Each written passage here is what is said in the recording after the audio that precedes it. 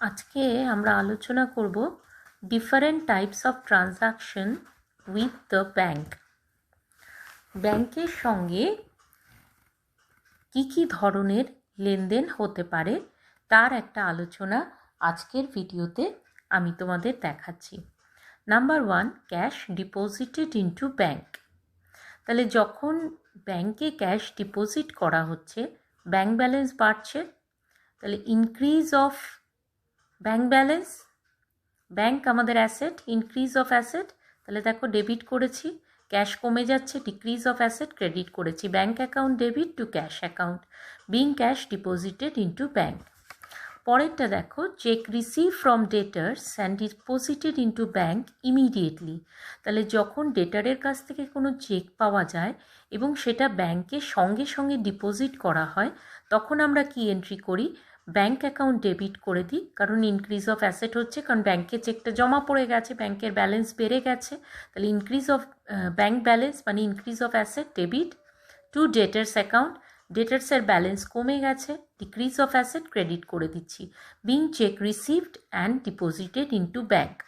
কিন্তু যদি এরকম হয় যে চেকটা ডেটার্সের কাছ থেকে যেদিন পাওয়া গেছে তার পরবর্তী দিনে ব্যাংকে ডিপোজিট করা হয়েছে, cheque receive from debtors and deposited into bank on next day.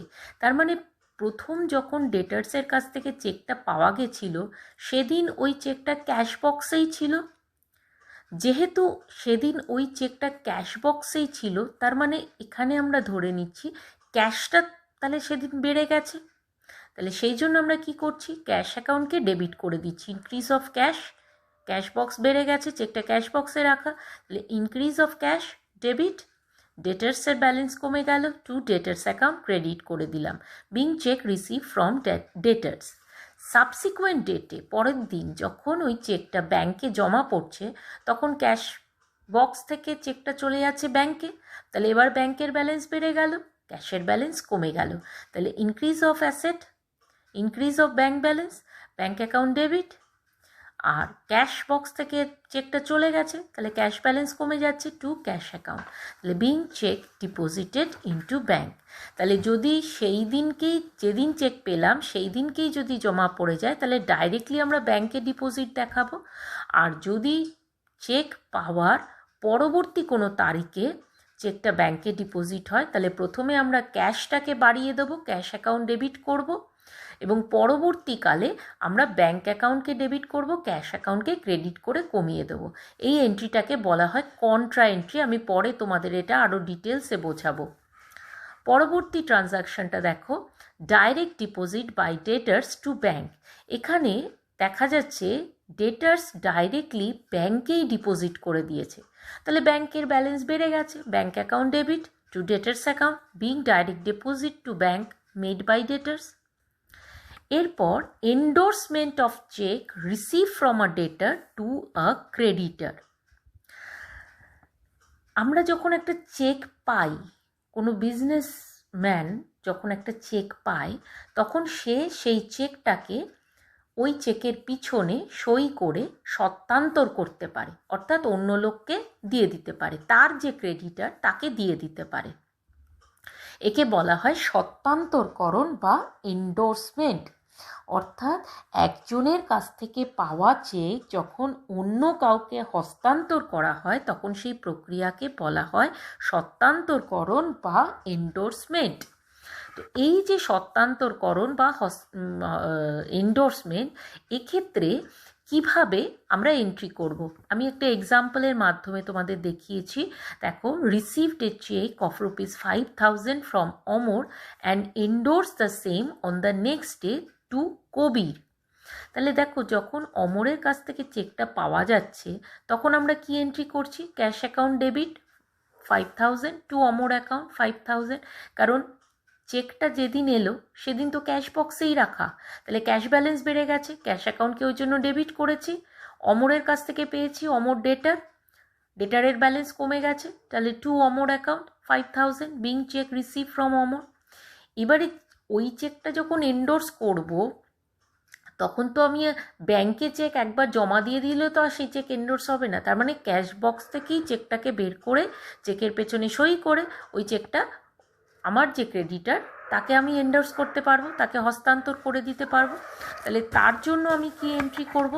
তার জন্য দেখো আমি এন্ট্রি করব Kabir account debit ₹5,000 to cash account ₹5,000। এবারে কবির অ্যাকাউন্টকে আমি ডেবিট করছি। কবির হচ্ছে আমার ক্রেডিটার। তাহলে এবার কবিরকে দিয়ে দিচ্ছি মানে কি আমার লাইবিলিটি কমে যাচ্ছে, ডিক্রিজ ইন লাইবিলিটি, সেই জন্য আমি ডেবিট করে দিলাম ₹5,000 to cash account. Cash box থেকে চেকটা চলে গেল, তাহলে ডিক্রিজ অফ অ্যাসেট 5,000। এখানে তুমি ন্যারেশনটা লিখে দেবে, বিং চেক এন্ডোর্স টু কবির, বিং চেক এন্ডোর্সড টু কবির। পরের ট্রানজাকশন দেখো, withdrawal of cash from bank for official purpose. Official পারপাসে যখন ব্যাঙ্ক থেকে ক্যাশ উইথড্র করা হচ্ছে তখন ক্যাশ অ্যাকাউন্ট ডেবিট, কারণ ক্যাশ বাড়ছে, ক্যাশ ব্যালেন্স বাড়ছে, হাতে নগদ টাকা আসছে, ব্যাংকের ব্যালেন্স কমে যাচ্ছে, তাহলে increase of cash debit, decrease of bank balance credit, তাহলে cash account debit to bank account being cash withdrawal for official purpose. এর পরেরটা দেখো, withdrawal of cash from bank for personal use. যখন পার্সোনাল ইউজের জন্য ব্যাঙ্ক থেকে cash তুলে নেওয়া হচ্ছে, পার্সোনাল ইউজের জন্য ক্যাশ তুলে নেওয়া মানেই আমরা জানি ড্রয়িংস, তাহলে drawings account debit to bank account being cash withdrawn from bank for personal use. Drawings হচ্ছে মানে কি আমার ক্যাপিটালটা কমে যাচ্ছে, ডিক্রিজ অফ ক্যাপিটাল, তাহলে ডেবিট করে দিচ্ছি। ব্যাঙ্ক ব্যালেন্স কমে যাচ্ছে, ডিক্রিজ অফ অ্যাসেট, তাহলে আমরা ক্রেডিট করে দিচ্ছি। পরেরটা দেখো, incidental charges deducted or debited by bank. Bank অনেক সময় আমাদের হয়ে অনেক রকম কাজ করে দেয়, তো এই যে ব্যাঙ্ক আমাদের হয়ে নানা রকম কাজ করে, সেই কাজ করার জন্য ব্যাঙ্ক কিছুটা চার্জ কেটে নেয়। তাহলে এই চার্জটা কিন্তু ব্যাঙ্ক ওই অ্যাকাউন্ট হোল্ডারের যে ব্যাঙ্ক ব্যালেন্স রয়েছে সেই ব্যালেন্স থেকেই কেটে নেয়। তাহলে ব্যাঙ্ক চার্জেস এটা একটা চার্জ মানে খরচ, এক্সপেন্সেস, ইনক্রিজ অফ এক্সপেন্স আমরা জানি ডেবিট হয়, তাহলে ব্যাঙ্ক চার্জেস অ্যাকাউন্ট ডেবিট করব to bank account, bank balance কমে যাচ্ছে, তাহলে ব্যাঙ্ক অ্যাকাউন্টকে আমরা ক্রেডিট করে দেবো, being incidental charges debited by bank. এবার ব্যাঙ্ক ব্যালেন্স যেটা রাখা আছে তার উপরে ব্যাঙ্ক কী করে, আমাদের ইন্টারেস্ট দেয়। তাহলে যখন ওই ইন্টারেস্টটা ব্যাঙ্কে আমাদের অ্যাকাউন্টে জমা পড়ে তখন আমাদের ব্যাঙ্ক ব্যালেন্স বেড়ে যায়, তাহলে ব্যাঙ্ক অ্যাকাউন্টকে আমরা ডেবিট করছি, কারণ ইনক্রিজ অফ ব্যাঙ্ক ব্যালেন্স মানেই হচ্ছে ইনক্রিজ অফ অ্যাসেট, তাহলে bank account debit to interest on bank deposit, কারণ এটা আমাদের income, increase of income credit করি, তাহলে to interest on bank deposit credit করে দিলাম, being interest received on bank deposit. পরেরটা দেখো, bank interest paid on overdraft balance. অনেক সময় ব্যাঙ্কের থেকে আমরা ওভারড্রাফট নিতে পারি, ওভারড্রাফট ফেসিলিটি ব্যাঙ্ক দিয়ে থাকে, মানে ব্যাঙ্কে যে পরিমাণ জমা আছে তার থেকে বেশি পরিমাণ অর্থ আমরা উত্তোলন করতে পারি।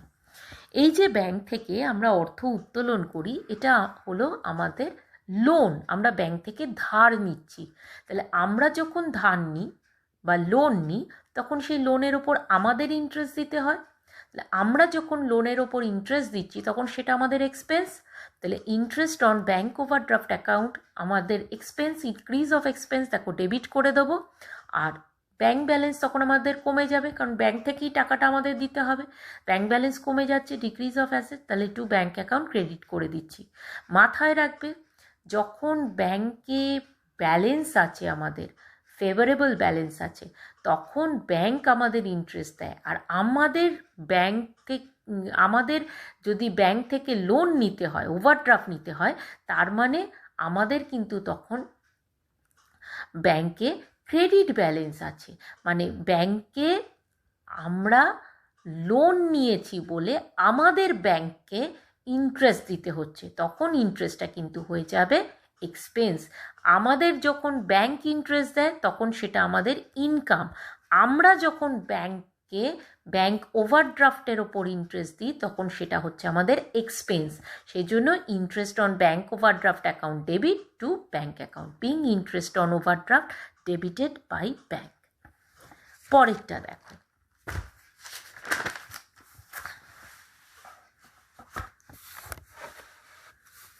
Standing instruction given for certain transaction. অনেক সময় ব্যাঙ্কে পেমেন্টের জন্য বা রিসিপ্টের জন্য স্ট্যান্ডিং ইনস্ট্রাকশন দেওয়া যেতে পারে, ব্যাংকে কিছু নির্দেশাবলী দেওয়া যেতে পারে।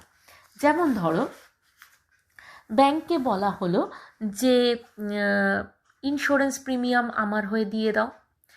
তো ইন্স্যুরেন্স প্রিমিয়াম মান্থলি হতে পারে বা ধরো হাফ ইয়ারলি হতে পারে। আমরা বলতে পারি ইন্স্যুরেন্স প্রিমিয়াম দিয়ে দাও, আমাদের হাউস রেন্টটা দিয়ে দিও, ইলেকট্রিসিটি বিল দিয়ে দিও বা টেলিফোন বিল দিয়ে দিও। এরকম যদি পেমেন্টের কথা ব্যাংকে বলা থাকে, যে ব্যাংক অ্যাকাউন্ট থেকে ডাইরেক্টলি সেটা ব্যাংকে বলা হলো যে আমাদের হয়ে ব্যাংকের অ্যাকাউন্ট, আমাদের যে অ্যাকাউন্ট রয়েছে সেই ব্যালেন্স থেকে দিয়ে দিতে, তখন কি এন্ট্রি হবে? ধরো ইন্স্যুরেন্স প্রিমিয়াম দিয়ে দিতে হলো, insurance premium account debit to bank account. ধরো বলা হলো হাউস রেন্ট দিয়ে দাও, তাহলে house rent account debit to bank account. ধরো বলা হলো ইলেকট্রিক বিল দিয়ে দেবে, তাহলে electric bill account debit to bank account. বলা হলো টেলিফোন বিল দিয়ে দেবে, telephone bill account debit to bank account. এরকম যেটা বলবে সেই অনুযায়ী আমরা তখন দেবো এবং সেই অনুযায়ী তখন ন্যারেশন লিখব। এই জন্য এই এন্ট্রিটাতে আমি ন্যারেশন লিখিনি এবং এগুলো আমি অবলিক দিয়ে দিয়ে দেখিয়েছি, যেটা বলবে সেই অনুযায়ী এন্ট্রিটা করব। যদি রিসিটের ক্ষেত্রে কোনো স্ট্যান্ডিং ইনস্ট্রাকশন দেওয়া থাকে ব্যাংকে যে আমাদের হয়ে তুমি আমার ডিভিডেন্ড কালেক্ট করবে বা আমাদের হয়ে ইন্টারেস্ট অন ডিবেঞ্চার কালেক্ট করবে। ডিবেঞ্চার এক ধরনের লোন যেটা আমরা কোম্পানিকে দিই এবং তার জন্য আমরা ইন্টারেস্ট পাই, তার মানে এটা আমরা পাই, এটা আমাদের ইনকাম। তাহলে যে যখন আমরা ইনকামটা পাচ্ছি, ব্যাংকে বলেছি যে তুমি আমাদের হয়ে কালেক্ট করে আমাদের অ্যাকাউন্টে ফেলে দিও, তাহলে আমাদের অ্যাকাউন্টে ফেলে দেওয়া মানে কি? আমাদের অ্যাকাউন্টের ব্যালেন্স বেড়ে গেল, তাহলে ব্যাঙ্ক অ্যাকাউন্ট ডেবিট হয়ে যাবে টু ডিভিডেন্ড অ্যাকাউন্ট। যদি ডিভিডেন্ড পাই, যদি ইন্টারেস্ট অন ডিবেঞ্চার পাই, তাহলে তখন to interest on debenture account হবে এবং সেই অনুযায়ী ন্যারেশন তখন আমাদের লিখতে হবে। পরেরটা দেখো, encashment of bearer cheque from bank. যখন আমরা বিয়ারার চেকের ওপর কোনো মানে বিয়ারার চেক যখন আমরা ব্যাংক কাউন্টারে ভাঙিয়ে নিই, তখন কি হয়? আমরা ক্যাশ টাকা পেয়ে যাই। তাহলে ক্যাশ অ্যাকাউন্ট ডেবিট টু ডেটার অ্যাকাউন্ট। ঠিক আছে, তাহলে যখন আমরা কোনো বিয়ারার চেক পাবো, সেটা আমি দেনাদারের কাছ থেকে পেতে পারি বা অন্য কারো কাছ থেকে যদি পেতে পারি, সেটা যে সময় আমরা ব্যাংকে ওই চেকটা উপস্থাপিত করব, প্রেজেন্ট করব, তখন আমরা ওই চেকের পরিবর্তে নগদ টাকা পেতে পারি।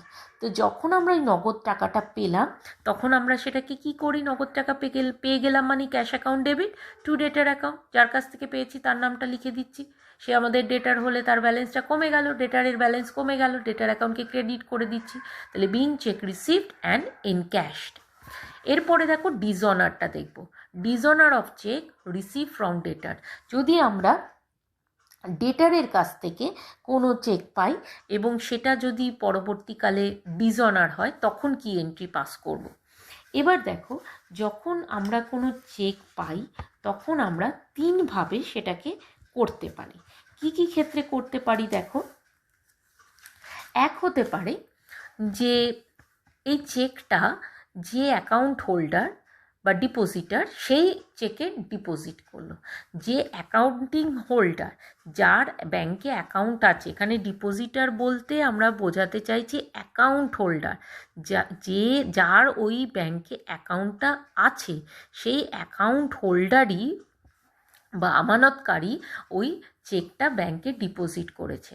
তাহলে যদি ওই চেক প্রত্যাখ্যাত হয়, প্রত্যাখ্যাত বিভিন্ন কারণে হতে পারে, চেক প্রত্যাখ্যানের বিভিন্ন কারণ হতে পারে। ধরো অ্যামাউন্টটা ভুল লিখেছে, বা ধরো তারিখটা ভুল লিখেছে, হ্যাঁ, বা ধরো সংখ্যায় একরকম লিখেছে, কথায় আরেক রকম লিখেছে, ওভার রাইটিং হয়েছে, বা ধরো যে চেকটা দিয়েছে তার অ্যাকাউন্টে টাকা নেই।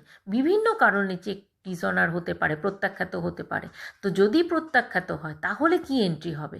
সেখানে আমরা প্রথম অংশে দেখছি যে যদি অ্যাকাউন্ট হোল্ডার অর্থাৎ আমানতকারী বা ডিপোজিটার, সে যদি চেকটা নিজে জমা দেয় ব্যাংকে, তখন কি হবে? দেখো এক্সাম্পলটা, messrs Anil brothers received a cheque from Amit amounting to ₹2000 on 25 July 2020। Messrs Anil brothers অমিতের কাছ থেকে একটা চেক পেয়েছে 2000 টাকার 25শে জুলাই 2020-তে। On 29 July the cheque return dishonoured by the bank. এখানে আর কিছু বলা নেই, তার মানে ধরে নিচ্ছি 25শে জুলাই চেকটা পেয়েছে এবং 25শে জুলাইতেই ব্যাংকে জমা দিয়েছে। তাহলে 25শে জুলাইতেই যখন ব্যাংকে জমা পড়েছে তার মানে ব্যাংক ব্যালেন্স বেড়ে গেছে। দেখো 25শে জুলাই 2020-তে আমরা এন্ট্রি করছি bank account debit 2000 to Amit account, Amit আমাদের ডেটার। তাহলে bank account increase of asset হচ্ছে ডেবিট করেছি 2000 to Amit account, decrease of debtor মানে ডিক্রিজ অফ অ্যাসেট আমরা ক্রেডিট করেছি 2000, being cheque receive from Amit and deposited into bank. বোঝা গেল? এইবারে 29 জুলাইতে গিয়ে ওই চেকটা ডিসঅনার হয়েছে, তার মানে অমিতের কাছ থেকে আবার কিন্তু আমাদের পাওনা হয়ে গেল। তাহলে আবার কিন্তু ইনক্রিজ অফ ডেটার হয়ে গেল। তাহলে অমিত অ্যাকাউন্টকে আমরা ডেবিট করছি 2000 টু ব্যাঙ্ক অ্যাকাউন্ট, কারণ ব্যাংকে তো টাকাটা জমা পড়েনি, আমরা তখন বাড়িয়ে দিয়েছিলাম, এবারে কমিয়ে দেবো, সেই জন্য ব্যাংক ব্যালেন্স কমিয়ে দিচ্ছি টু ব্যাংক অ্যাকাউন্ট ক্রেডিট করে 2000, being cheque of Amit return dishonoured by bank. Clear? পরের পার্টে দেখো, if endorsee deposit the cheque. আমরা এর আগেই দেখেছি যে আমি যে চেকটা পেয়েছি সেই চেকটা আমি আমার পাওনাদারকে এন্ডোর্স করতে পারি। তো যাকে এন্ডোর্স করা হয় তাকে বলা হয় এন্ডোর্সি। তো এই যে এন্ডোর্সি যদি চেকটা ডিপোজিট করে এবং সেই চেকটা যদি ডিসঅনার হয় তখন কি হবে? দেখো এক্সাম্পলটা, Messrs. Onil Brothers received a check from Amit amounting to rupees 2000 on 25th July 2020. একই ট্রানজ্যাকশান আমি লিখেছি, অনিল ব্রাদার্স অমিতের কাছ থেকে 2000 টাকার একটা চেক পেয়েছে 25শে জুলাই 2020-তে। On 26th July, Messrs. Onil Brothers endorsed the same to Sumit. 26শে July ওই সেম চেকটা সুমিতকে এন্ডোর্স করা হয়েছে, one of the creditor, Sumit আমাদের ক্রেডিটার, তাকে এন্ডোর্স করা হয়েছে। On 31st July Sumit intimated that the cheque return dishonoured. এবার সুমিত ওই চেকটা যখন ব্যাংকে জমা দিয়েছে তখন ওই চেকটা ডিসঅনার হয়েছে, যেটা সুমিত আমাদের জানিয়েছে 31শে জুলাই। কি এন্ট্রি হবে? তাহলে জার্নালে দেখো 25শে জুলাই অমিতের কাছ থেকে চেকটা পাওয়া গেছে, ওই চেকটা কিন্তু ব্যাংকে জমা দেওয়া হয়নি, কারণ পরবর্তীকালে ওই সেম চেকটা সুমিতকে দেওয়া হয়েছে। তার মানে যেদিন আমি চেকটা অমিতের কাছ থেকে পেয়েছিলাম সেদিন সেটা ক্যাশ বক্সেই ছিল, ক্যাশ বক্সে ছিল মানে ক্যাশের ব্যালেন্স বেড়েছে, তাহলে ক্যাশ অ্যাকাউন্ট ডেবিট করেছি 2000 to Amit account 2000, being cheque receive from Amit. এবার 26 তারিখে ওই চেকটা সুমিতকে এন্ডোর্স করা হচ্ছে, তাহলে Sumit account debit 2000 to cash account, Sumit আমাদের পাওনাদারের ব্যালেন্স কমে যাচ্ছে, ডিক্রিজ অফ লায়াবিলিটি সেজন্য ডেবিট হয়েছে, ক্যাশ ব্যালেন্স কমে যাচ্ছে কারণ ক্যাশ বক্স থেকে চেকটা চলে যাচ্ছে, তাহলে আমরা ক্যাশকে ক্রেডিট করে দিয়েছি 2000, being cheque of Amit endorse to Sumit. 31শে জুলাই যখন ওই চেকটা ডিসঅনার হয়ে গেল, অমিত ডেটার হিসেবে আবার ওর ব্যালেন্সটাকে আমরা বাড়িয়ে দেবো, সুমিত আমাদের লায়াবিলিটি এবং সেই লায়াবিলিটিটা আবার আমাদের বেড়ে গেল, তাহলে ইনক্রিজ অফ অ্যাসেট আমরা ডেবিট করে দিই, ইনক্রিজ অফ লায়াবিলিটি আমরা ক্রেডিট করে দিই। এখানে দেখো অমিত ডেটার ছিল, ইনক্রিজ অফ ডেটার হয়ে গেল আবার, তাহলে ইনক্রিজ অফ অ্যাসেট হলো, তাহলে আমরা ডেবিট করে দিচ্ছি 2000। সুমিত আমাদের ক্রেডিটার ছিল, লায়াবিলিটি, সুমিত যেহেতু টাকাটা পাইনি আবার আমাদের লায়াবিলিটি বেড়ে গেল, ইনক্রিজ অফ লায়াবিলিটি ক্রেডিট করে দিলাম। Amit account debit 2000 to Sumit account 2000, being cheque of Amit endorse to Sumit return dishonoured. আরেকটা দেখো, if the cheque cashed at the bank counter and return dishonoured. এক্ষেত্রে কি হচ্ছে দেখো, ওই চেকটা ব্যাংকের কাউন্টারে ভাঙানোর জন্য নিয়ে যাওয়া হয়েছে, উপস্থাপন করা হয়েছে, তখন কি হলো? Messrs Anil brothers received a cheque from Vijay on 15th October 2020 amounting to rupees 2000. The said check presented at the bank counter for encashment on 17th October 2020 but returned dishonored. এবারে এখানে কি করা হয়েছে দেখো, বিজয়ের কাছ থেকে 15ই অক্টোবরে একটা চেক পাওয়া গেছে, অনিল ব্রাদার্স পেয়েছে, 17 তারিখে ওই চেকটা ব্যাংকের কাউন্টারে উপস্থাপন করা হয়েছে কিন্তু প্রত্যাখ্যাত হয়েছে। তাহলে 15 তারিখে ওই চেকটা যখন পাওয়া গেছে 17 তারিখে উপস্থাপন করা হয়েছে, তার মানে 15-16 দুটো দিন ক্যাশ বক্সেই পড়েছিল, তাহলে ক্যাশ অ্যাকাউন্ট ডেবিট 2000 টু বিজয় অ্যাকাউন্ট, ক্যাশ বক্সে পড়েছিল, ক্যাশের ব্যালেন্স বেড়েছে, সেজন্য ডেবিট করে দিচ্ছি 2000। বিজয় আমাদের ডেটার, বিজয়ের ব্যালেন্স কমে গেছে, বিজয়কে ক্রেডিট করে দিয়েছি, বিং চেক রিসিভ ফ্রম বিজয়। এবার 17 তারিখে গিয়ে যখন চেকটা ভাঙাতে গেছি তখন ওটা আর আমরা টাকাটা পাইনি। তাহলে এক্ষেত্রে যখন আমরা বিয়ারার চেক যখন এরকম রিটার্ন ডিসঅনার হয়েছে তখন কিন্তু আর আমাদের ব্যাংকের জন্য কোনো এন্ট্রি করতে হয় না। যদিও ব্যাংকের দ্বারাই প্রত্যাখ্যাত হচ্ছে, কিন্তু ব্যাংকের সঙ্গে কোনো এন্ট্রি করতে হয় না। শুধু যেহেতু আমরা টাকাটা পাইনি, এই এন্ট্রিটাকে জাস্ট আমরা অপোজিট করে দেবো, ঠিক বিপরীত দাখিলাটা করব। কারণ আমরা যেহেতু নগদ টাকাটা পাইনি, তাহলে তখন আমরা দেখিয়েছিলাম নগদ টাকা বেড়ে গেছে। এখন যেহেতু আমরা অ্যাকচুয়ালি নগদ টাকাটা পাইনি, সেহেতু এই ক্যাশটাকে আমরা ক্যান্সেল করে দিচ্ছি, ক্রেডিট করে দিচ্ছি। আর বিজয়ের থেকে যেহেতু আমরা পাইনি, আবার বিজয়ের ব্যালেন্সটা বেড়ে গেল, ইনক্রিজ অফ ডেটার হয়ে গেল, সেজন্য Bijoy account debit 2000 to cash account 2000, being cheque of Bijoy return dishonoured হলো। আর লাস্ট দুটো তোমাদের বলে দিই, সেটা হচ্ছে যদি আমরা কাউকে কোনো চেক দিই, সেই চেকটা যদি ডিসঅনার হয়, dishonour of cheque issued to the creditor, আমরা পাওনাদারকে চেক ইস্যু করেছি এবং সেই চেকটা ডিসঅনার হয়েছে, তাহলে কি হবে? Bank account debit to creditor. যখন আমরা চেকটা ইস্যু করি তখন আমরা কি করেছি? Creditors account debit to bank.